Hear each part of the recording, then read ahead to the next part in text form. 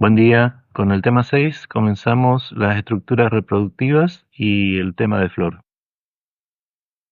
Vamos a revisar entonces los términos gametangios y esporangios. Recuerden que angios representaba un recipiente, por lo que gametangios va a significar el recipiente que contiene las gametas y esporangios va a representar el recipiente que contiene las esporas. Acá tenemos un ciclo bastante abreviado de briófitas donde podemos ver los esporangios y los gametangios están un poco escondidos, que aparecen mejor en este otro ciclo donde el esporangio es la cápsula desde donde van a salir las esporas y los gametangios van a ser el anteridio que contiene los anterozoides y el arquegonio que contiene al óvulo, las dos gametas, masculina y femenina.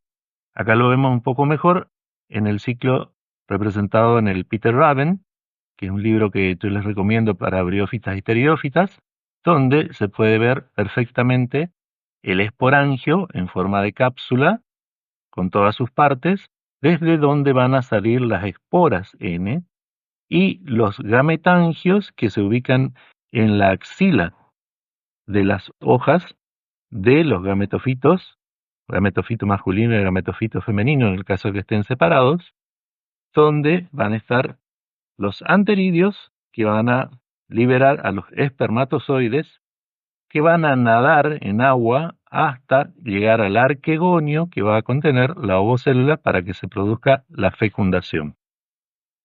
Siguiendo con las briófitas, vamos a ver el caso de Marcantia polimorfa, que es diferente al briófito que vimos recién, porque acá vamos a tener un gametofito masculino y un gametofito femenino en forma talosa, o sea, es una planta talosa.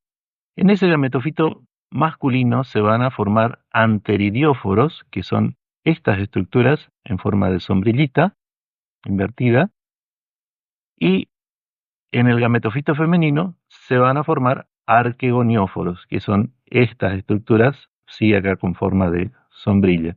Acá pueden ver el detalle donde en este anteridióforo tiene anteridios, desde donde van a salir los espermatozoides, que tienen que nadar en agua, para llegar hasta el arquegonio, que está por debajo de esta estructura, de esta sombrilla. Acá tienen muchos arquegonios, cada uno con una ovocélula, a cada uno llega un espermatozoide, acá también tienen parte del ciclo, ¿sí? Donde los espermatozoides nadan hasta el arquegonio y llegan a la ovocélula para fecundarla. Entonces, una vez que está fecundado, se forma el cigoto 2N, que va a madurar en un esporofito.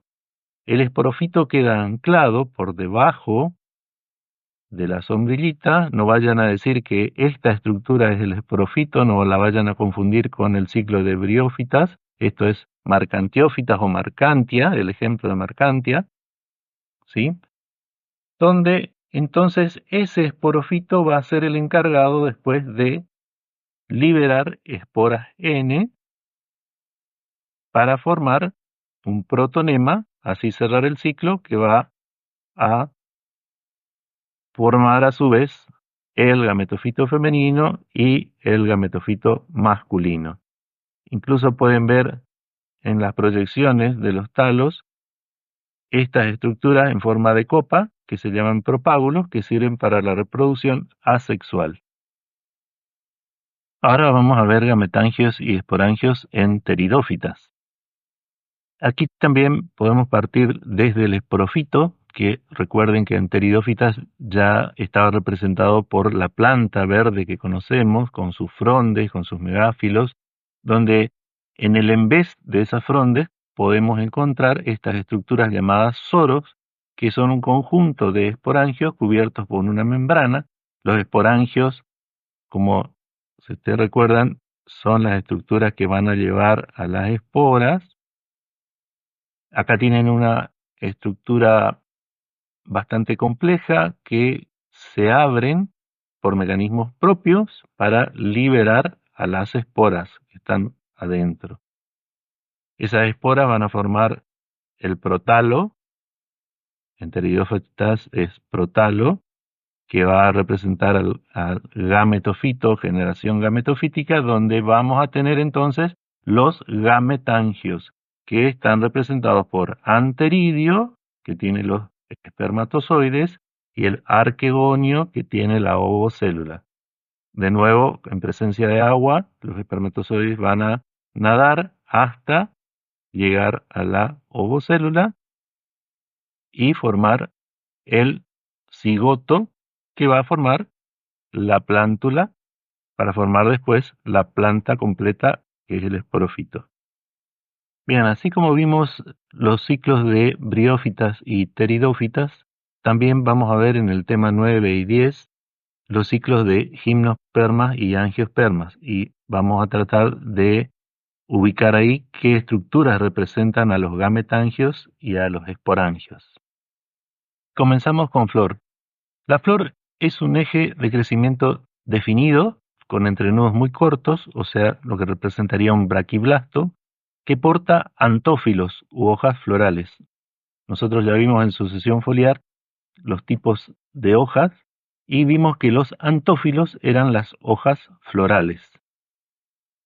En muchos casos, esas flores están creciendo en la axila de hojas normales, como en el caso de Bauhinia o Impatiens, pero también vimos en sucesión foliar que antes de la flor podía desarrollarse, o esa hoja tectriz podía convertirse en un ipsófilo o bráctea colorida, llamativa, como en los tres casos que tenemos abajo, Paquitagis, Bougainvillea, Euphorbia, donde son esas brácteas o isófilos los que llaman la atención. Y si ustedes se fijan bien, las flores son más pequeñas. El esquema que estamos presentando en el centro lo vamos a ver repetidas veces porque representa a una flor típica. La flor más grande que se conoce es la de Rafflesia arnoldi, una planta parásita que vive en Indonesia, que llega a medir hasta 1 metro de diámetro y pesar 11 kilos. Es una flor que emana un olor nauseabundo a carne podrida para atraer a sus polinizadores. Y la flor más pequeña la vamos a tener en Wolfia globosa, que es una arácea, que no es para nada atractiva. La planta completa está representada por una sola hoja, que acá la podemos ver, acá también. Mide menos de 1 milímetro, 0,1 por 0,2. Esta ya es una hoja hija, una planta hija. Acá tenemos un esquema donde podemos ver que en una cavidad de la hoja, acá lo podemos ver desde arriba, acá también, en una cavidad de la hoja va a estar el pistilo, que es la parte femenina de la flor, y un estambre, que es la parte masculina de la flor. Las flores se desarrollan por lo general en una yema axilar. Esa yema axilar se llama yema reproductiva porque va a originar una o más flores. Recuerdan ustedes que los profilos eran las hojas, las primeras hojas que se desarrollaban sobre un eje lateral. En monocotiledóneas encontrábamos un profilo dorsal y en euricotiledóneas 2 profilos laterales. Vamos a ver ahora las partes constitutivas de una flor típica, como les decía, representada acá en este esquema a la izquierda, y vemos que tiene un pedúnculo, que es un eje que lo une al tallo. Ese pedúnculo normalmente se ensancha un poco para formar el receptáculo. Todo eso, recuerden, ténganlo presente, que es el eje de crecimiento definido con entrenudos muy cortos que están portando a los antófilos. Esos antófilos, esas hojas florales, en una flor típica, vamos a tener que se disponen en una filotaxis o disposición verticilada. Y comenzando desde abajo hacia arriba, vamos a tener que el primer verticilo se denomina cáliz y cada pieza del cáliz, o sea, cada antófilo del cáliz se denomina sépalos. Más arriba tenemos el segundo verticilo denominado corola. Cada pieza o cada antófilo de la corola se denomina pétalo. Más arriba tenemos el androceo. Cada pieza del androceo se denomina estambre. Y más arriba tenemos el gineceo. Cada pieza del gineceo se llama carpelo. Los dos primeros verticilos van a formar lo que llamamos perianto, que representan los verticilos estériles. Los verticilos superiores, el androceo y gineceo, representan los verticilos fértiles. Hasta el momento conocemos una sola planta donde en su flor esos verticilos fértiles están invertidos, o sea, el androceo es apical y por debajo están los carpelos. Esa planta se llama la Candonia esquismática, es una planta que la descubrieron en México el siglo pasado, y es una planta parásita también. Vamos a comenzar con las características del receptáculo o tálamo. De nuevo partimos del esquema de una flor típica, donde vemos un receptáculo de forma aplanada o ligeramente cóncava. En ese caso, el ovario es súpero y la flor se denomina hipógina. Esto hace referencia, hipo es por debajo, gina, gineceo. Hace referencia a que las piezas florales del cáliz, de la corola y del androceo, o sea, sépalos, pétalos y estambres, están por debajo del ovario, por debajo del gineceo. Por eso es hipógina. Si el receptáculo tiene un crecimiento acopado, pero las paredes del ovario no están pegadas a él, no están pegadas al receptáculo, el ovario sigue siendo súpero y la flor se denomina perígina, ¿sí? Peri, alrededor, gina, gineceo. En cambio, si las paredes del receptáculo están unidas al ovario, íntimamente pegadas al ovario, el ovario pasa a ser ínfero y la flor se denomina epígina. Por encima, epi, por encima del ovario. Si en cambio el receptáculo crece solamente hasta la mitad del ovario y está soldado a este, el ovario se denomina semiínfero y la flor perígina o semiepígina. Acá podemos ver tres casos que vimos recién, que representan tipos de flor según la forma del receptáculo y la posición del ovario. Acá tenemos un ovario súpero y la flor es hipógina. Acá también tenemos un ovario súpero, pero el receptáculo tiene forma de copa. Entonces la flor es perígina. Y acá el receptáculo está cubriendo completamente al ovario, soldado con el ovario. Entonces el ovario es ínfero y la flor es epígina. Hay variantes del desarrollo del receptáculo que podemos ver, por ejemplo, en Magnolia grandiflora, una flor de un árbol ornamental muy llamativa, muy grande, donde hay un crecimiento posterior y engrosamiento del receptáculo que se vuelve leñoso, donde podemos ver que los estambres están dispuestos en forma helicoidal por debajo de los carpelos que están libres, o sea, no están unidos entre sí. Lo mismo pasa en Fragaria, en la frutilla, donde vamos a tener que el receptáculo crece por encima de las piezas florales, ¿sí? De los sépalos, de los pétalos y de los estambres. El receptáculo se engrosa, se vuelve carnoso, es lo que nosotros comemos como frutilla, y los carpelos también están dispuestos por encima de ese receptáculo también carpelos libres, no están unidos entre sí. El hipanto es la extensión del receptáculo que cubre al ovario en las flores epíginas y en las flores períginas.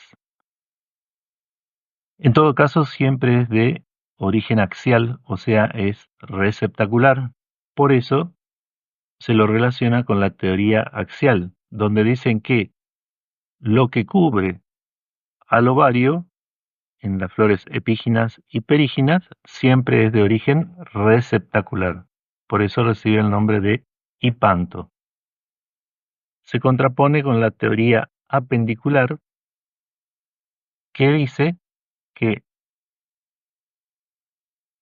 lo que cubre al ovario en las flores epíginas se origina de la unión de las porciones inferiores de los distintos verticilos. Eso podemos verlo en el fruto de la manzana, donde podemos delimitar perfectamente lo que sería el ovario, ya crecido y maduro, y toda esta porción es la que crece pegada al ovario y son porciones de los distintos verticilos. Eso se comprueba por los acecilios que están inervando esos verticilos, dejando al ovario en el centro cubierto por el tubo floral. También recibe el nombre de hipanto apendicular, que acá yo lo dejo con un signo de pregunta para que ustedes investiguen por qué lo dejo con un signo de pregunta. El cáliz es el primer verticilo de protección de abajo hacia arriba en las flores periantadas. Como habíamos visto, el perianto está constituido por cáliz y corola, son los verticilos de protección. Si las piezas del cáliz están libres, se denomina cáliz dialisépalo. Si las piezas del cáliz están unidas, se denomina cáliz gamosépalo.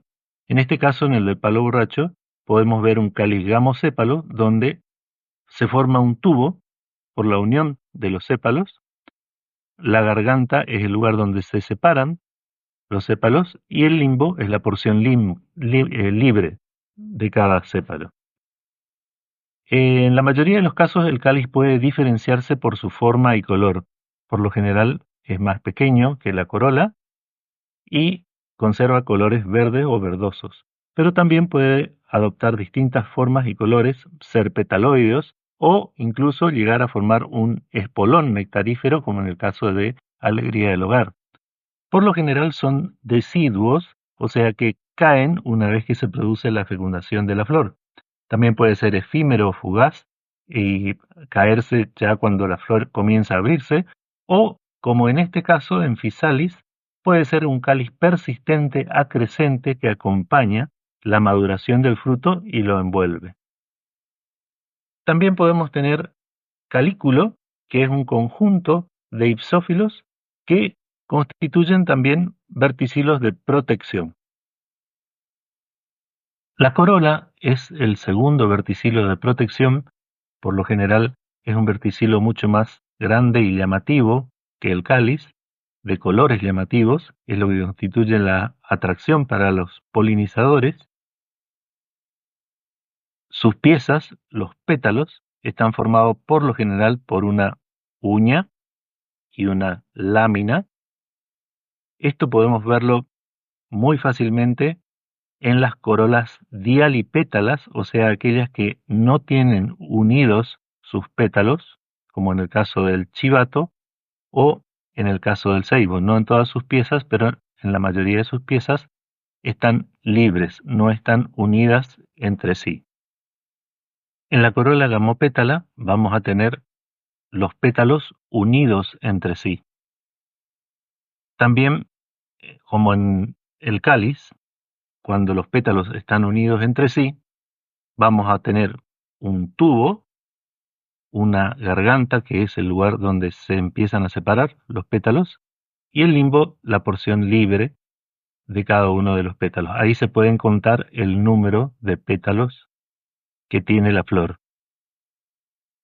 Estas corolas gamopétalas tienen muchas variantes, como por ejemplo tenemos las hipocrateriformes, rotáceas, espolonada, infundiboliforme, personada, campanulada, tubulosa, urceolada, labiada.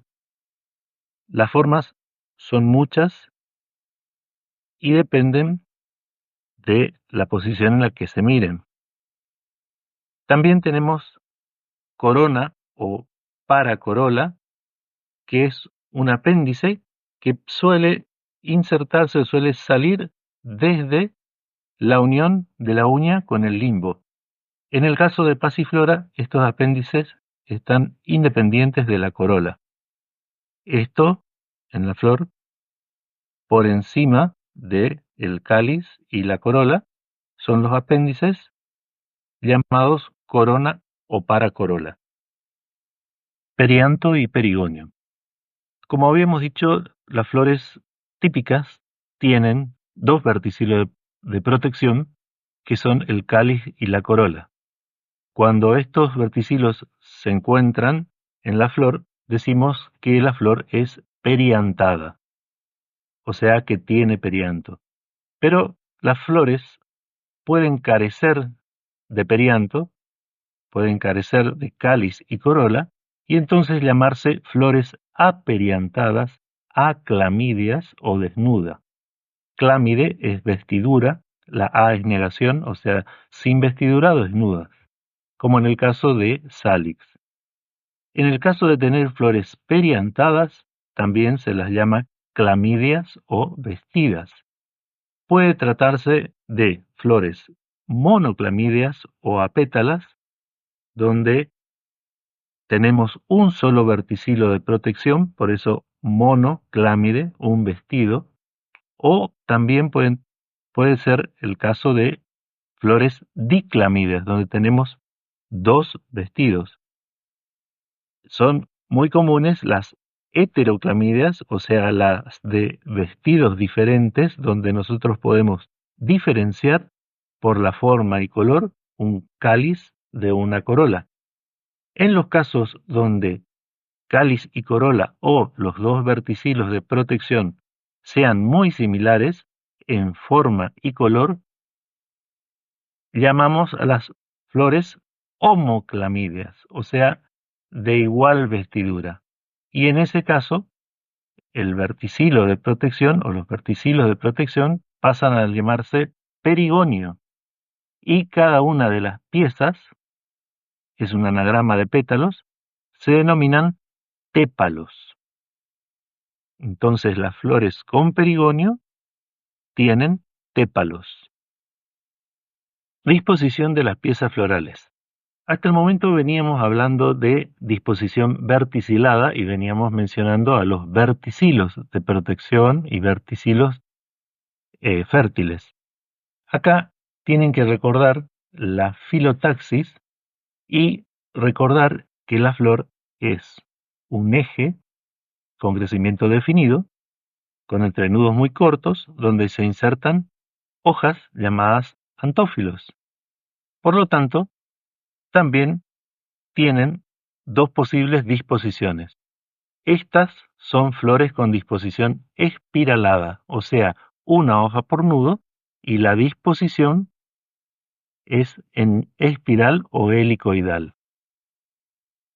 La otra disposición de las piezas florales es la disposición verticilada, de la que veníamos hablando, donde vamos a tener verticilos de protección y verticilos fértiles, o sea, varias hojas por nudos, y eso vamos a diferenciarlo entre eudicotiledóneas y monocotiledóneas. En este caso estamos viendo eudicotiledóneas, donde una flor típica va a ser tetracíclica, lo que significa que tiene 4 ciclos o verticilos, pentámera, o sea, con 5 piezas por verticilo.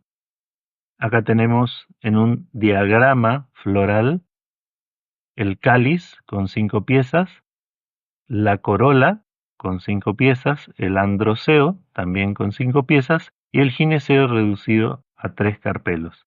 Por lo general, cuando hablamos del número de piezas, nos referimos a el número de piezas del perianto.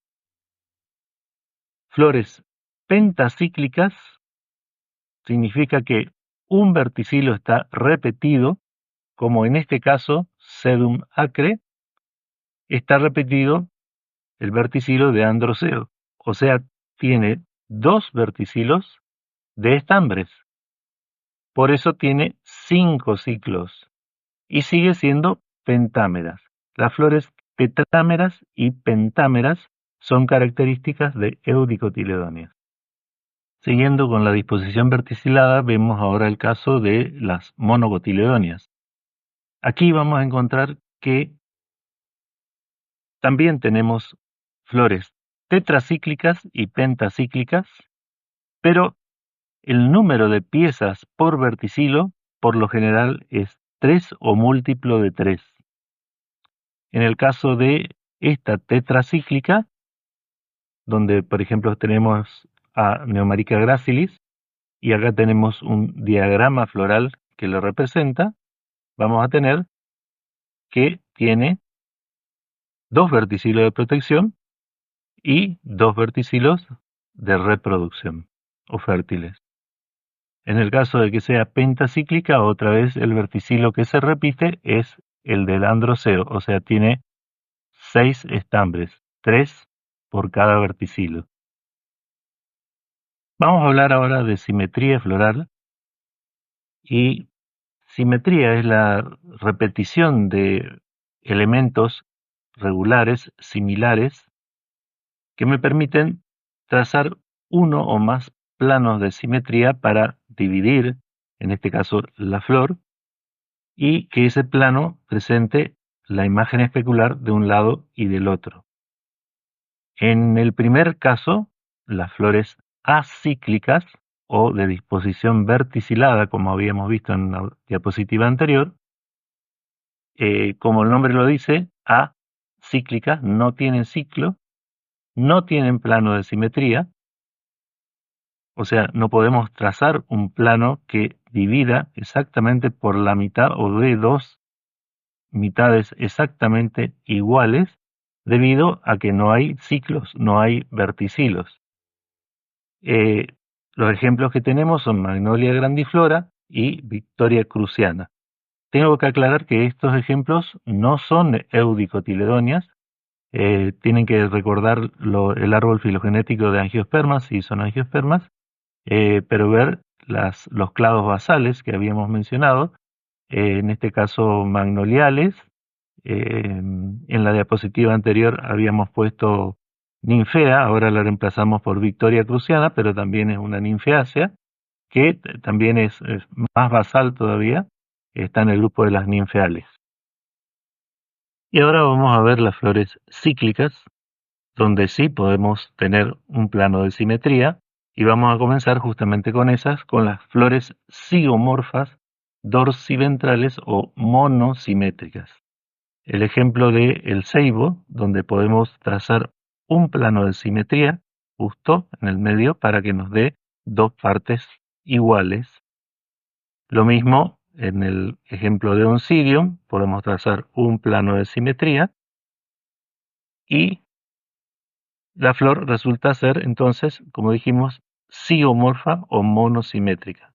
En este caso particular también se habla de flores resupinadas, lo que significa dadas vueltas, porque la flor al madurar tiene un giro de 180 grados. Entonces, el labelo queda en posición inferior. La otra posibilidad en flores cíclicas son las flores actinomorfas, radiadas o polisimétricas, donde podemos tener, como en este caso, 3 planos de simetría. Podemos tener flores actinomorfas a partir de 2 o más planos de simetría. siempre hablando de flores cíclicas. Siguiendo con flores cíclicas, tenemos también flores asimétricas o secundariamente asimétricas, donde tenemos flores con verticilos, pero por pérdida o modificación de alguna de las piezas han perdido la simetría. Por eso se denominan flores asimétricas, como es el caso de cana índica. Prefloración. Se trata de la disposición de los pétalos y o sépalos en el botón floral, y hay que tener en cuenta la relación que existen entre las piezas en un mismo verticilo. Tenemos distintos tipos, por ejemplo, la valvar, donde los márgenes apenas se tocan, la contorta, que tiene una disposición helicoidal, imbricada, donde hay un extremo cubierto y otro libre, con excepción de dos pétalos, quincuncial, también con otras variantes, algunos pétalos cubiertos y otros que cubren, y la vexilar, que es típica de nuestra flor nacional, donde hay un estandarte que cubre dos alas y esas alas que cubren a una quilla. Sexualidad floral se refiere a los verticilos de reproducción, donde vamos a tener flores monóclinas, perfecta, hermafrodita o bisexual, donde tenemos ambos sexos en la misma flor, flor díclina imperfecta o unisexual, donde tenemos sexos en flores separadas. El término no hace referencia a si están en la misma planta o en diferente planta, simplemente habla de la flor díclina o unisexual, entonces tenemos una flor estaminada o masculina y una flor pistilada o femenina, en el caso de cucurbita. También en el caso del mamón, de carica papaya, después vamos a ver cuál es la realidad de esta planta, pero por lo general se habla de una planta femenina con flores femeninas y una planta masculina con flores masculinas. En el caso de las flores neutras, no tenemos sexos presentes. El androginóforo es la prolongación del receptáculo, mejor dicho, la extensión de un entrenudo, el entrenudo que separa eh, los verticilos estériles de los verticilos fértiles, y entonces eleva tanto al androceo como al gineceo. Lo está separando, lo está elevando, ¿sí? Foro significa portar o llevar, andro de androceo, gino de gineceo. Está elevando o separando al androceo y al gineceo. Esto se da en el género Passiflora, donde podemos ver bien perfectamente esta proyección o extensión del eje del receptáculo. Recuerden que estamos teniendo un eje de crecimiento definido en una flor, ¿sí? Donde hay entrenudos cortos, pero en este caso el entrenudo crece y separa verticilos de protección de los verticilos de reproducción. También podemos tener el caso de solamente ginóforo, donde el entrenudo que crece es el que está separando el androceo del gineceo, y entonces eleva solamente al gineceo.